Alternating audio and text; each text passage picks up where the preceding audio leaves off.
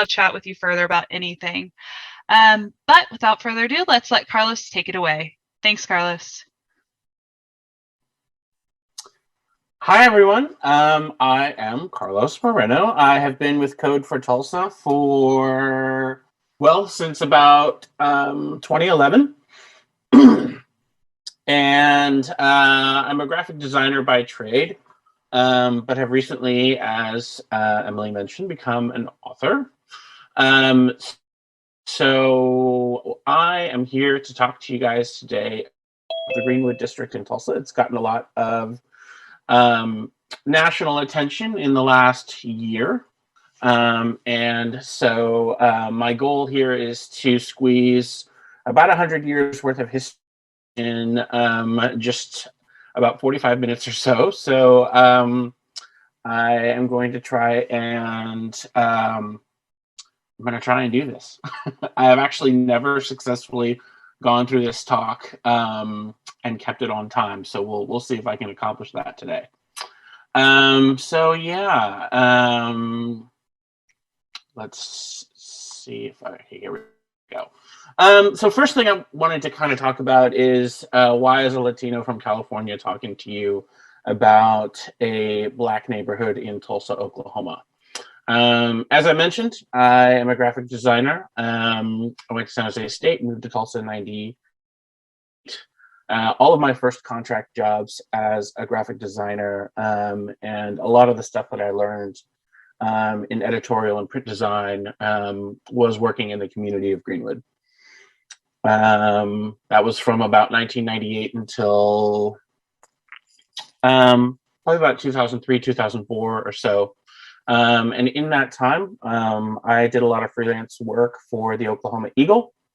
The Oklahoma Eagle was founded in 1936 and is the successor to the Tulsa Star, which was the first Black newspaper in Tulsa and the first daily Black newspaper in the country. And so for the majority of my career, I've kind of had one foot in graphic design and another foot working in journalism, working for newspapers and magazines. I'm currently a correspondent for a radio program called Focus Black Oklahoma. Last year, I graduated with a master's in public administration from Oklahoma University, and I wrote a book about the Greenwood District. And why are we having this particular conversation? As I mentioned, Greenwood and the 1921 race massacre has been kind of on the national stage this year. And we have a few citywide narratives that have prevailed about this event and about the neighborhood of Greenwood. The first is the question, why isn't North Tulsa? And when I say North, in Tulsa, in this city, North Tulsa is synonymous with saying Black Tulsa. So as you'll see later on, we have a very segregated city.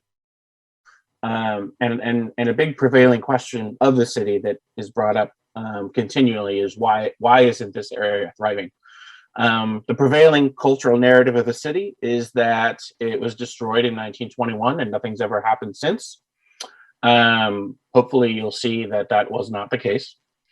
And the other sort of cultural narrative that we have around Greenwood is that it was destroyed in 1921 because the white community was, quote unquote, jealous of Greenwood, jealous of the wealth that Black Tulsa had accumulated. And I don't think that's the right framing.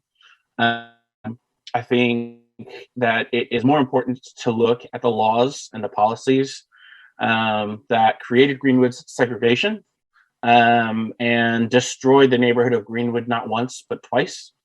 So those are the kind of themes that I'm going to be diving into. So just to give you guys a visual, this is an aerial shot of Greenwood as it exists today. At the bottom of your screen, you'll see two large brick business buildings with little shops on the ground floor and office and living spaces above. These buildings that you're seeing on the bottom of your screen towards the south side of Greenwood are all that's left of the business district. You'll see that in the middle of your screen, there's a highway that cuts through the business district. And on the other side of the highway, there's two things. On the left, all of those green rooftops are the OSU Tulsa campus. And on the screen, just on the side of the highway, you'll see a brick building with some white domes on top. That is Vernon AME Church. And then way off in the horizon on your right, you'll see lots of land that is just unused. There's nothing there. And so we'll dive into a little bit of why all of that is. You'll also see in the top left corner a high-rise apartment complex, and that was very intentional to move Greenwood community into housing that is like that. So we'll start with the founding of Greenwood. I won't read this whole thing to you, but basically it was founded after Reconstruction. If you're familiar with U.S. history and or have seen the movie Far and Away, you may know about the land run. There were 4 land runs into what was then known as Indian Territory. And there was discovered in Oklahoma in 1901. And so in 1905, O.W. Gurley and his wife Emma moved from Perry, Oklahoma, and just a plot of land. The land was actually in Emma Gurley's name in December of 1905 in the neighborhood that would become Greenwood. After 2 years of state and Senate Bill 1, the first order of business for the newly formed state of Oklahoma, is establishing segregation. So Senate Bill 1 says that if a white person is riding in a train car, then a black person cannot be in the train car with. During this time, again, after Reconstruction, we know the narrative of former slaves moving into bigger cities, New York, Chicago. What is less talked about is that former enslaved people also moved to the West, to places like Texas and Oklahoma to start all black towns. And this is one of them, Bully, Oklahoma. It is about 30 miles south of Tulsa. And it was an all-black town. It was one of over 50 all-black towns that were established in Indian Territory. And the unique thing about Bully is that it still exists today. There are a handful of these all-black towns that still exist in Oklahoma. But Bully's a place, and if you get a chance to visit, I highly recommend. This is what Muskogee, Oklahoma would have looked like in the late 1890s, early 1910s, 1910s type of time period. And so we have the founding of Greenwood. It was established as a grouping of neighborhoods within the city of Tulsa. Had about 30 grocery stores, lots of restaurants, clothing and jewelry stores, pretty much anything and everything that you could possibly imagine. I think one important thing to point out is that it was built along the railroad. And so just like having a business on the internet today is quite important. 100 years ago, having a business along the railroad was just as important. The community had 2 schools, Dunbar Elementary and Booker T. Washington High School, as well as 2 black newspapers, 2 white newspapers, the Tulsa Tribune and the Tulsa World. There were also 2 black newspapers, the Oklahoma Sun, and earlier I mentioned the Tulsa Star. Greenwood had its own bus and cab service and its own set of private plane to transport goods in and out of the Greenwood area. This photograph that you're seeing is John and Lula Williams. Lula Williams established Williams Dreamland Theater. The vehicle that they're in is the first car that was purchased in the neighborhood of Greenwood. It's a 1913 Chalmers, and it has an incredibly powerful 30 horsepower engine. So it was kind of the Ferrari of its time. In the back seat is young W.D. Williams, who went on to become a teacher at Booker T. Washington High School, and establish a great teaching career of his own, and people like State Representative Ross. Here's a shot of Booker T. Washington High School. This photo is actually from after 1921.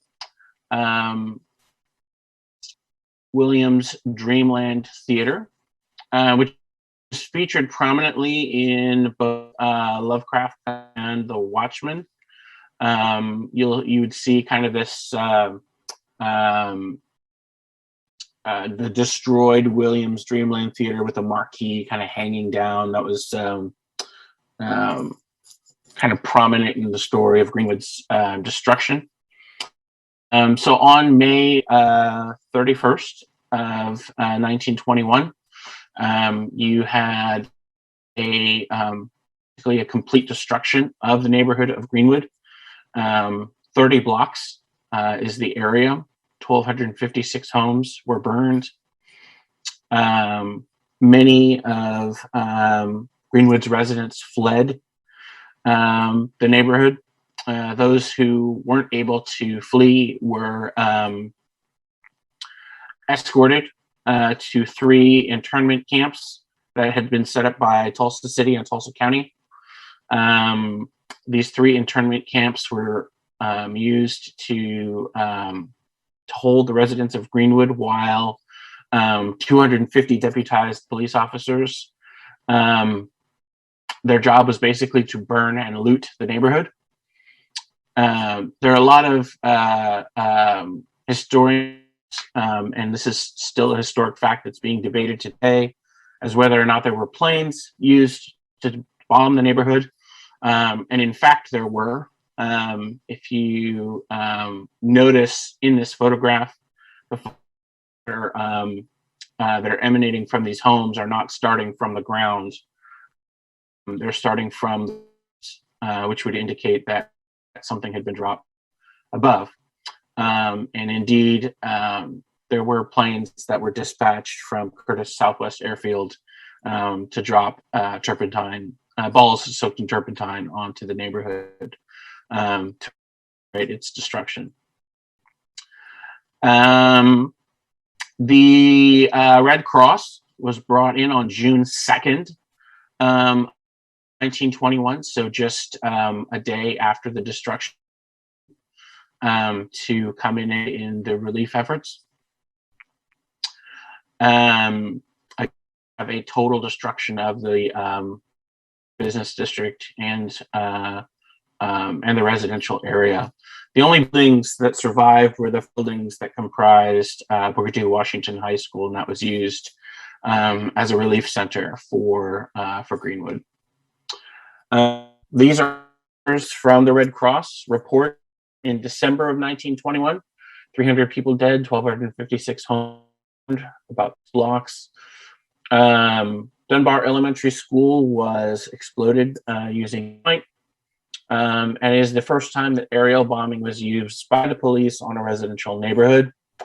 This wouldn't happen again in 1985 in Philadelphia with the MOVE bombing. 6,000 people were detained in the internment camps that I had mentioned earlier, and 10,000 Greenwood residents were displaced from this area. This is established as the most deadly and the most act of domestic terrorism in U.S. history. Interest number 2 on that list is also in Oklahoma. It happened on April 19th, 1995, with the bombing of the Murrah Federal Building in Oklahoma City.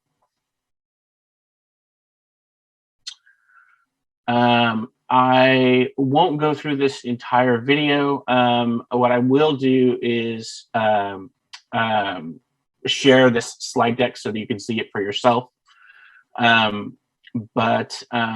This documentary that was broadcast by the Smithsonian shows video footage of Greenwood, and what they didn't talk about is that this video footage is from after 1921. So they sort of mischaracterized this video footage as being from before the Tulsa Race Massacre, and it is indeed from about 1927. And so I'll link you to this slide deck, and I'll link you to the to the film footage as well, so that you can see what Greenwood looked like after the Race Massacre in 1921. And again, in this documentary, and in many other documentaries and films and film series and lots of books, and almost everything you'll read and hear and see is again this narrative that white Tulsa was quote unquote jealous of Greenwood and the wealth that it had accumulated. What you see when you look at the laws is first that in 1916 the city passed an ordinance that segregated Black and white Tulsa by law. So if there was a neighborhood that was 75% or more white, a Black family could not move into that neighborhood. This ordinance was not repealed until 1963. And so here it is. It was one of the documents among many that we discovered when we were writing our book. And so I go into an area of history where I call the founding of Black Wall Street. And the reason I make the distinction between Greenwood and Black Wall Street is that Black Wall Street, that name, that phrase, really was not attributed to the neighborhood until after 1921. Between June and September, B.C. Franklin and I.H. Spears filed a lawsuit against the city.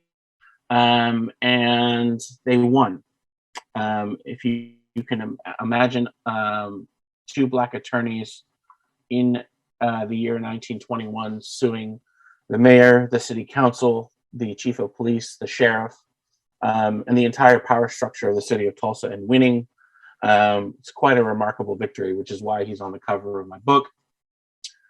Another investigation, another attorney by the name of Elisha Scott from Topeka, Kansas, included the confession of two police officers, Tulsa police officers, who talked about the massacre being planned ahead of time, and discussed the fact that the police were working in collaboration with business leaders as well as the National Guard. And the police played an active role in the planning and the destruction of Greenwood. But Greenwood did come back.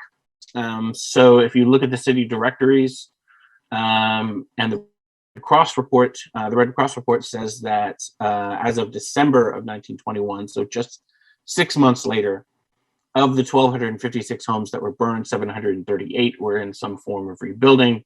By May of 1922, so 1 year later, you see that 1,134 homes were rebuilt. In September of 22, there is a newspaper article that appears in the Black Dispatch announcing the reopening of William Theater, which really paves the way for Greenwood's business district to come back and see a revitalization. So it's really interesting to kind of reflect on the fact that it was a woman who founded the neighborhood of Greenwood, and it was a woman who reestablished the first building in the business district of Greenwood. Kind of speaks to really the powerful leadership that that women had in this neighborhood. So here's the newly built William Streamland Theater from 1922. The Tulsa Historical Society, those of you who are interested in data might want to see if you can get your hands on this. The Tulsa Historical Society has a database. On the top row describes what these fields are.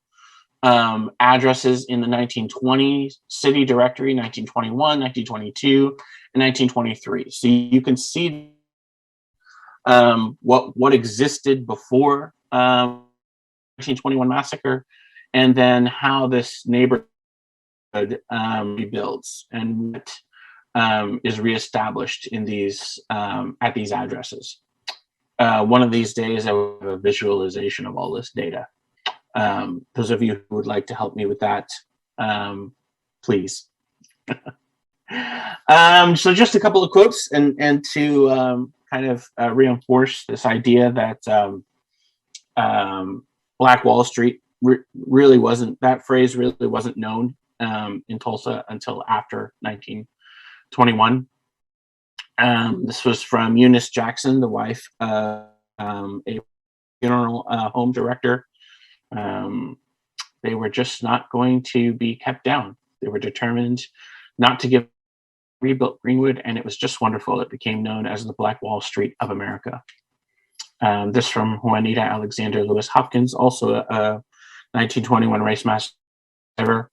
The North Tulsa, after the riot, as it was known then, was even more impressive than before.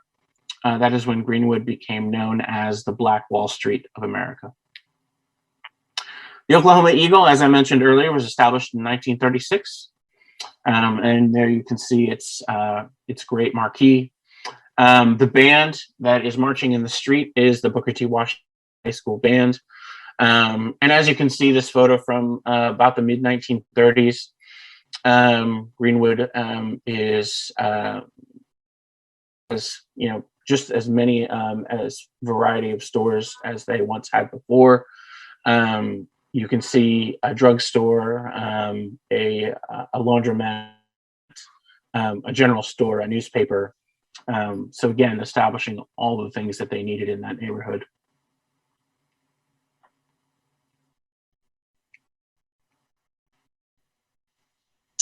Sam and Lucy Mackey's home, they lived in the Greenwood district, was rebuilt in 1926. It is today on Greenwood Avenue, and it was dedicated as the Mabel B. Little House. In 1938, the Greenwood Chamber of Commerce is one of the oldest Black chambers of commerce in the country. City Director 1942 lists 50 restaurants, up the around 30 that existed before. 38 grocery stores, and again, attorneys, bakers, theaters, jewelry stores, clothing stores, pretty much anything you could possibly need. All of that existed in Greenwood in the 40s.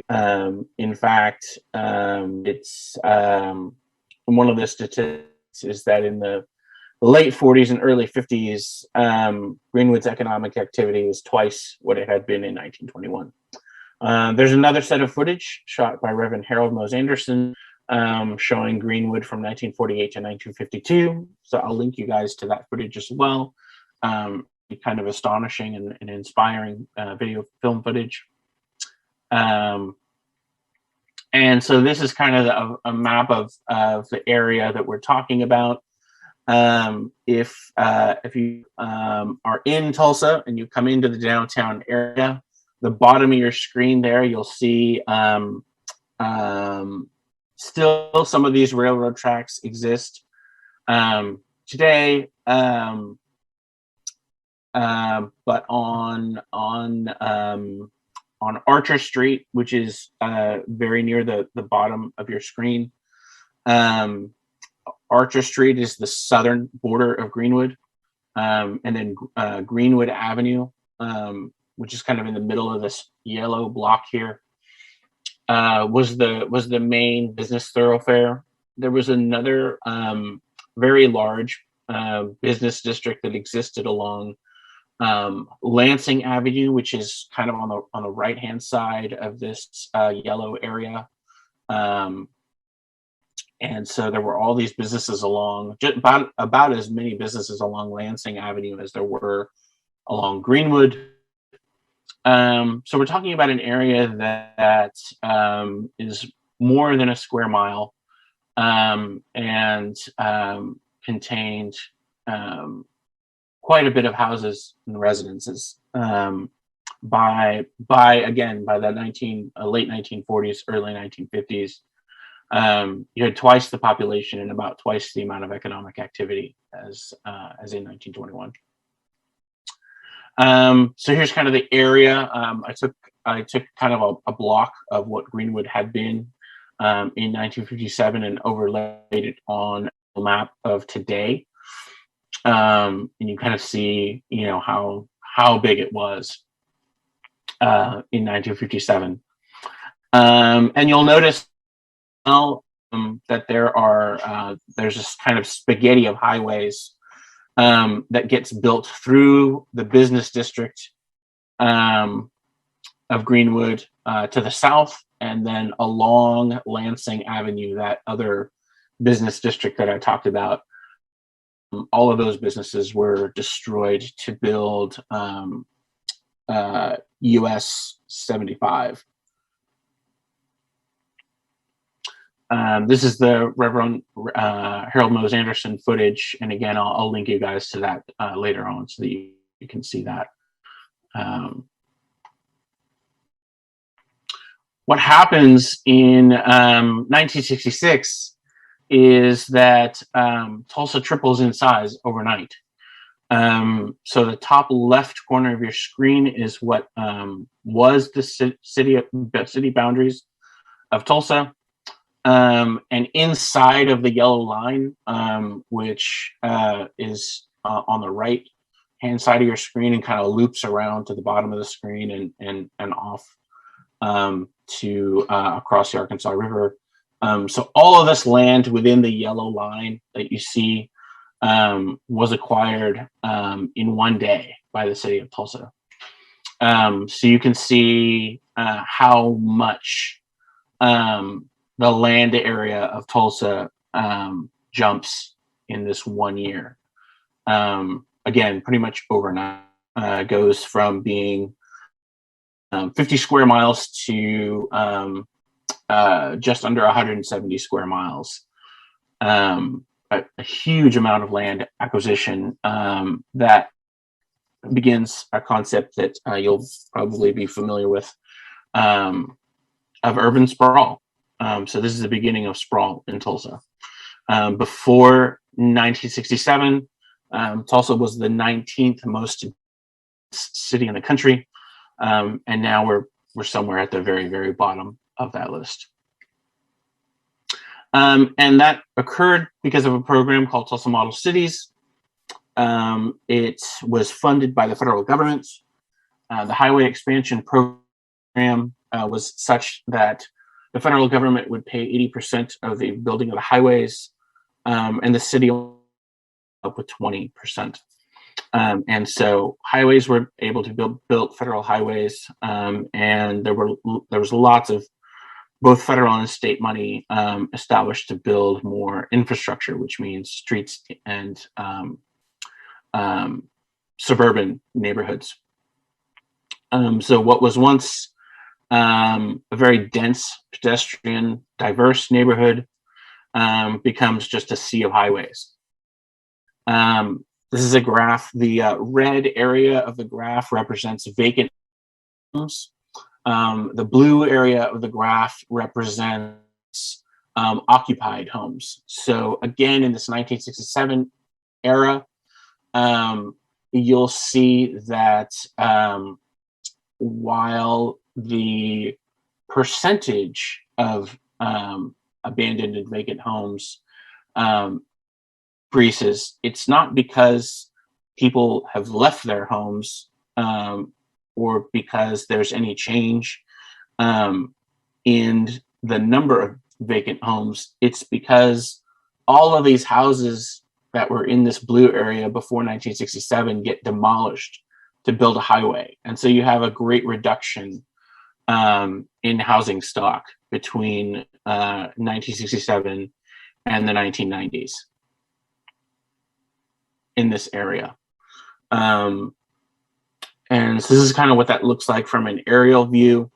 Everything in this red area that were once homes is now highway. What was very densely populated area just gets completely gutted by the highway, and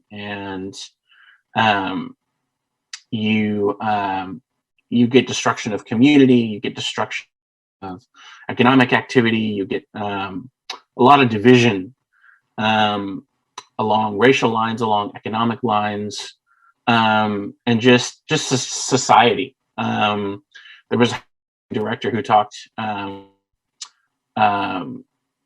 who I quoted in one of the articles that I had written, talking about how after Tulsa model cities and after the highways, white would, because this was the housing director, she was the HUD director in Tulsa. She said that white families would talk to her about being afraid and walking to the other side of the street when they were approached by people who didn't look like them. So this is a quote from another race massacre survivor. Urban renewal not only took away our property, but something else more important: our Black unity, our pride, our sense of achievement and history. We need to regain that. Another quote, this is Little. She owned a salon, and her and her husband owned a home that were destroyed in 1921. And here she is quoted in the Tribune in 1970 saying, "We destroyed everything we had," meaning the highway. "I was here in it," meaning the 1921 massacre. And the people are suffering more now than they did then, indicating that the building of the highways was more destructive than the race massacre of 1921. And you'll see a lot of these when you visit North Tulsa. These sort of steps to nowhere, as they're known throughout the city. And one would be forgiven for thinking that these abandoned lots and abandoned properties are all from 1921, but not. They are houses that were destroyed to build the highway, and when the land wasn't used, nothing was built back. So if you remember kind of the maps that earlier, this is all that's left of Greenwood today. Just a tiny triangle of land south of the highway on the northern part of downtown, and the rest of what once was Greenwood is taken up largely by the OSU campus, but also by the highway right of way. So Interstate 44 and US 75, that land takes up most of what used to be Greenwood. And so you have a lot of echoes that continue today.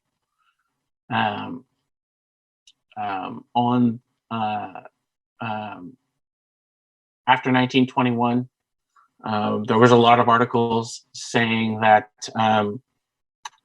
that this neighborhood should never be rebuilt.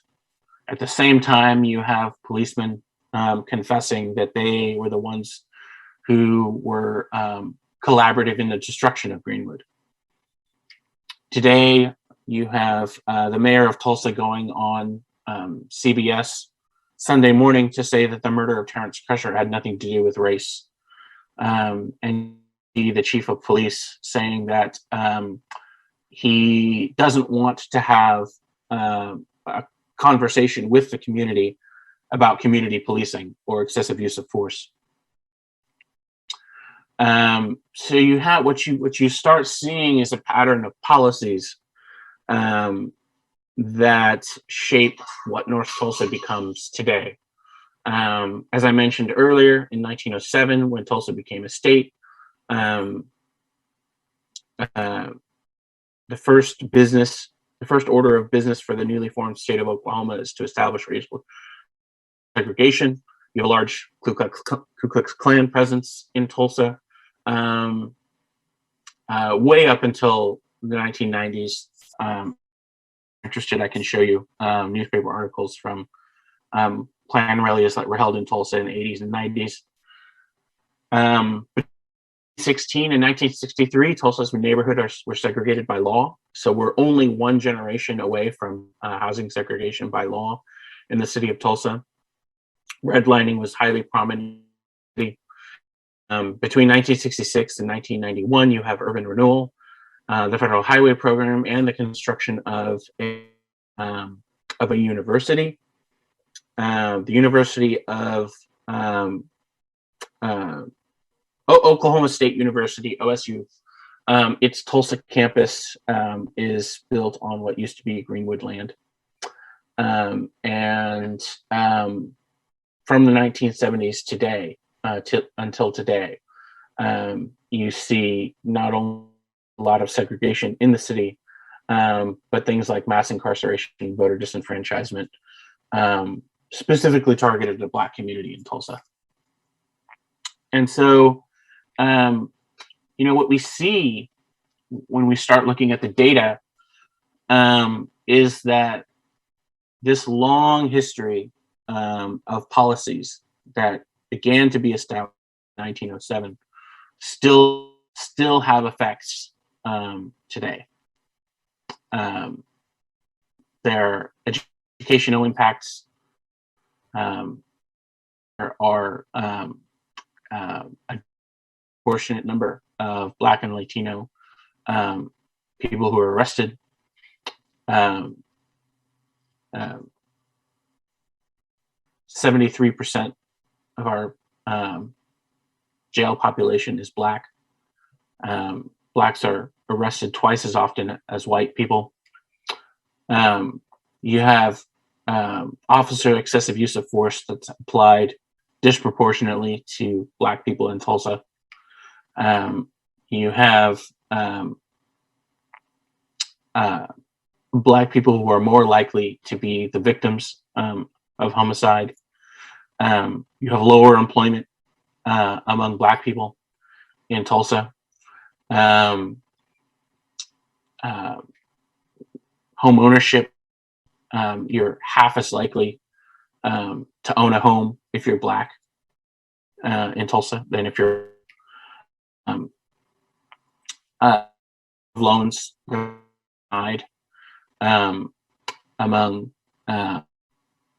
Black and Native Americans you're more likely to be denied for a home loan.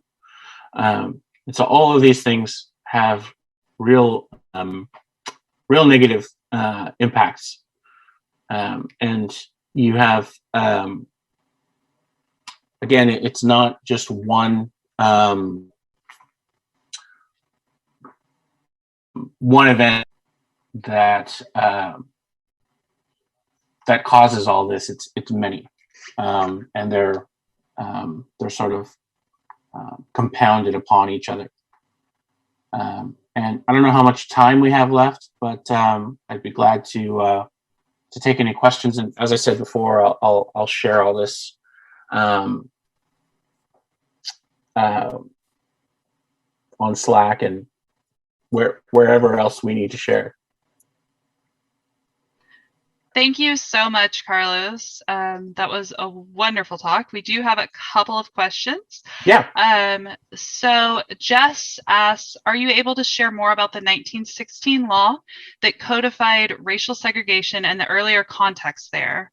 A couple of people missed the first few minutes of the conversation, so there was a bit of questions about that. Yeah. So again, the establishment of the state of Oklahoma really opens the door for a lot of racial segregation. Senate Bill 1, which I mean, it's just, again, I just am continually shocked that the first order of business for the state of Oklahoma is to establish racial segregation. Senate Bill 1 says that if a white person is riding in a train car, then a black person can't ride in the train car with them. Typically, what train companies would do would be to put train cars for black people behind the train cars that were used for animals. So you can imagine August in 100-degree weather in Oklahoma, riding in a train car with no air conditioning behind animals. Not a very pleasant ride. But it's these kinds of laws, transportation segregation, educational segregation. Black and white children couldn't go to the same schools. So these laws were established by the state, and that sort of opens the door to more laws being established by the city. So in 1916, you had the city council draw up an ordinance that said that in the city of Tulsa, if there was a neighborhood that was 75% or more white, that a black family could not live in that neighborhood. That ordinance that was established in 1916 wasn't repealed until 1963. And in fact, there are still what are called neighborhood covenants, clauses in the closing documents of your mortgage. You know, that stack of 50,000 pages that you have to sign when you're closing on your house. And a lot of the fine print that nobody ever reads when they close on their house. If there's a neighborhood in Tulsa that was built before the early 1960s, you can still see these neighborhood covenants in mortgage paperwork today. And one example is Maple Ridge. So one of the most wealthy neighborhoods in Tulsa still has a neighborhood covenant, still says on paper that black people cannot live in this neighborhood. I don't even know what to say to that. I really think I want to interject a question of my own, Sure. Just from hearing you speak. How do you manage to maintain composure when you're dealing with all of these issues that just, in my opinion, make me want to scream and cry and yell at people? So how do you handle that and actually work to make change as opposed to just handle the anger and the being upset? Yeah. I first of all, I don't. I scream and cry just as much as everyone else. But I think that being aware of these issues and from my perspective, educating people about the history of our city is hugely important. If people don't know that these documents existed, then we're never going to get past. We're never going to. So, in Tulsa, there's all this conversation about reparations, right? There's all this conversation about reconciliation and let's heal as a city. I mean, Emily, I'm sure you've heard those, headlines and seen those things on the newspaper, in the news and all that type of stuff. It's like we're not even in a place that we've even talked about what the problems are. So if you don't even know, if we haven't even come to a consensus about what the problems are, then leaping ahead to say, oh, we're going to heal as a city, like that's not that's like going to your doctor and your doctor saying, let's heal, but he's never like taken your pulse or taken your temperature Right. or figured out if you have any bones broken first, you know. Right. You have to know the problem before you can try and fix it. Exactly. So I think that you know, what I did in my book and the articles that I've written since and things like that is really just to try to put a lot more context around this stuff. You know, when the mayor says, you know, oh, you know, we can't have a conversation about reparations because that was 100 years ago. You know, his great grandfather was a mayor of Tulsa, right? Right. Like he knows what happened in his family 100 years ago. So, you know, and I know what happened in my family 100 years ago. And, you know, my dad's side of the family coming from Texas. So my mom's side of the family being in Mexico. It's not that long ago. Mm-hmm. You know, we're not talking 100,000 years ago. We're talking 100 years ago. Like there are people, in fact, there are 3 living survivors from the massacre. So there are people today who that's in their living memory, and there are a lot of families in Tulsa whose parents and grandparents, you know, went through not just the massacre itself, but went through all this other stuff, right? Racial segregation, housing segregation, school segregation, and for them, it's not that long ago. My dad had to ride in the back of the bus. You know, that's not ancient history. Yeah. Again, like I feel the emotions in myself rising, and I'm very thankful that you are able to give this information out, so that people are aware. But I'm just very appreciative of you and your book and everything you've done in this atmosphere. We're getting so many questions. We are definitely not going to be able to answer them all. Is there a way that we can maybe capture these? Yes. So what we'll do is we'll capture them and kind of move them into a Slack channel after that this would be is awesome. over. Yes. I do want to throw out like 1 or 2 more questions because we do have a little more time. Sure. Yeah, So someone mentioned they wanted to know more about the vision for the mapping work. Yeah, so that is actually an event that I'm going to be attending tomorrow.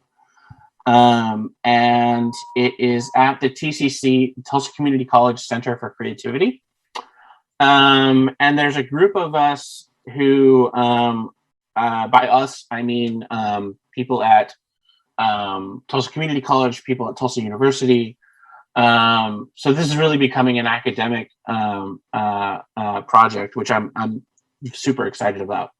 But the vision is we have a lot of this data.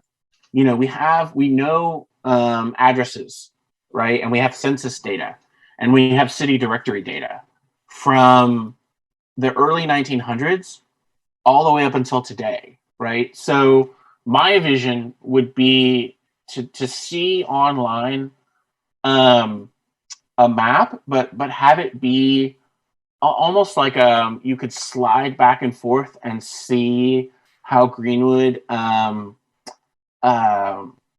sort of grew and shrank over time, like see these historical events happen, and what businesses and homes may have appeared and disappeared over time, and to visualize it. You know, we see, I can see spreadsheets, and you know, and I can tell you how many houses were destroyed in 1921 and how many came back the year after. You know, so I can give you those numbers, but I think that seeing it would really present that data in a way that people can really kind of really understand it. You know, how Greenwood came back and how long that took, which is a surprisingly short amount of time. And then seeing Greenwood thrive for 45 years, and then looking at, you know, just how destructive the federal highway program was to this community. I think once people would kind of see that, I think they'd kind of get why the discussion about the highway and the discussion about things like gentrification and those things that we're talking about, I think they'll sort of get it in a way that maybe they weren't able to get it before. I mean, I had a former mayor ask me, why all this attention on North Tulsa? Like, why do we have to put all this economic development investment? Why is everybody talking about, having to put this all in Greenwood, in North Tulsa? Why is so much attention being put on North Tulsa? I'm like, well, you have 2 generations of wealth that were taken away from this community. Right. So you have to course correct, right? It's like, you can't talk about equality if you've suppressed and oppressed a neighborhood for 100 years, and then all of a sudden expect that everything is just going to be hunky-dory and equal again. Right. You have to put more weight on the other end of that scale in order to even them out. I think we have time for one last question. Mm-hmm. How can we use the momentum / collective potential of the civic tech movement to make this information more prominent, as well as push cities, authority figures, and people with privilege to be accountable? Great question. Are a couple of projects that I'm working on that kind of are doing just that. I think that just from an educational perspective, the mapping project is a huge part of that. Just so that we can have a conversation about what we lost. Because I think once we can sort of establish that as our baseline, right? There was a Forbes article that came out where a financial analyst had calculated the loss of Greenwood. And the number that she put on it was $45 billion with a B. And so I think when we throw around these numbers like, $3 million for reparations, like, no.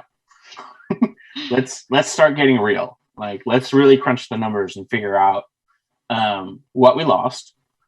And when you start looking at the scale and talking about the scale of destruction and what we lost, not only for the Black community, but what we lost as a city. I talk about reparations being this conversation about, we're sort of stuck in this conversation about pity, poor Greenwood, and this sort of moral obligation, right? Well, no, Greenwood came back. Greenwood rebuilt itself. Greenwood has always been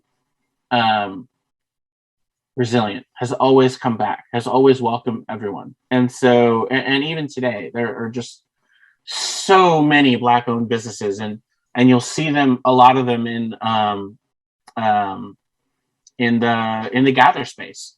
We tried to highlight a lot of the prominent Black businesses that exist in Greenwood today. There's a new generation of people who are really taking that spirit and rebuilding it, and I think that's exciting. I think it's really important to hold them up. Organizations like Black Tech Street and what Terrence Billingsley is doing. Organizations like Urban Coding Guild. I don't know if Urban Coding Guild is doing a presentation during Congress. We didn't get a chance. We are doing a little bit of a Techlahoma. There is also a pre-recorded video that people can check out in the Gather space that does touch on Black Tech Street and Urban Coders Guild. Yeah, so supporting those organizations, I think is hugely important. I think just meeting Greenwood where they are is like, that's half the battle. Is learning more. And if you're in Tulsa, visit North Tulsa. There's, I'm sure as well as I do that, like, people who live in South Tulsa have never been to North Tulsa. Right. And that's a thing, and it needs to not be a thing. There are some wonderful places over there. And I'm very sad we weren't able to have an in-person conference to be able to show everyone here those lovely places. But I agree. Like you have to be able to visit places and learn more, and it's on us to be able to push ourselves forward and learn that information and move forward with that. Yeah. So yeah, I see that there's just tons and tons and tons of comments. Let's capture those. Let's Yes. put them on Slack, and I will be. I can't promise I'll be available 24/7, but I will get to as many of questions and discussions as I possibly can throughout the weekend. And I'm really super happy that we sort of grounded ourselves in this context, in the historical context of this city. Tulsa has so much interesting history that I didn't even scratch the surface of. But these are definitely conversations that we need to have, not just in Tulsa, of course, but in every city. But just kind of using Tulsa as an example of the types of conversations that we need to have in our cities about policy before we can. I think as civic technologists, we're rushing to solve the problem, right? But it's really important to take a step back and see where those problems come from. I totally agree. Thank you so much, Carlos. That was a wonderful talk. We do not care that you went over time because it was really interesting information and we really wanted to capture that. One last plug, Victor of Greenwood. This is his book that he has written. It is wonderful. I also, if you didn't see the link in the chat, it is placed within GatherTown. So you can buy the book in GatherTown in the gift shop as well as in the Greenwood Cultural Center area. On that note, within GatherTown, if you have any issues whatsoever, find someone with a name that starts with an asterisk. They will be able to assist you with all of your problems and questions and anything you could possibly need. We have the next talks happening at 1:30. So there's going to be an unconference session. That's going to be in the Pier Garden. You've got about 13 minutes to go explore and find the Pier Garden. If you need help, one of us with that asterisk can assist. We also have Continuing to Reimagine 911 workshop. That's going to be a follow-up on National Day of Civic Hacking. So if you want to hear more about that information, go also to the Pier Garden. There's going to be like half of the Pier Garden is focused on that topic, half of it is focused on this. As far as all the questions that occurred, there's already a Slack channel created as we were speaking to answer all the Q&A that occurred and to continue these conversations. Once again, thank you so much, Carlos. We really appreciate it. If you all have any questions, let me know. But for now, exit the Zoom, go ahead and explore GatherTown, and then we'll be back on the same Zoom link. So just come back to the Dixie Theater later in about, let's see, 2 hours and 10 minutes. We'll be back here for the Policing in Tulsa panel. Besides that, everything's going to be taking place in GatherTown between now and then. Thanks, and let me know if you have any questions. Thanks a lot. Bye.